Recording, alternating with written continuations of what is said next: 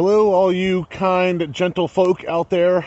This is Sam Jackson with Heartland Turf and Landscape. And if you've been following along with me in this video series, you've seen me so far. Let me turn around and show the area that we've been working on here.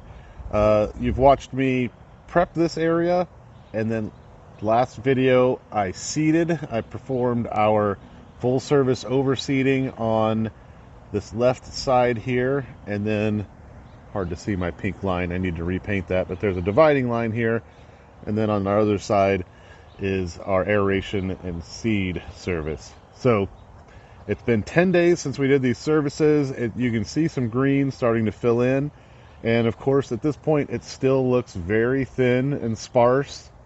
You can still see patches where some areas are not as thin as other areas. This is natural. This is actually looking fantastic. These results so far is what you want to see.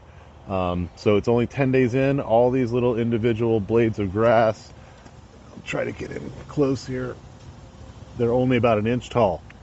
So that's good for 10 days out. We've been keeping it watered 3 times a day, keeping it damp but not flooded, and yeah, we're on track. So just wanted to update that. We'll still keep our watering schedule going that we've got set up of 3 times a day for 5 to 10 minutes per zone or per area, and continue to water on that schedule until this fills in more.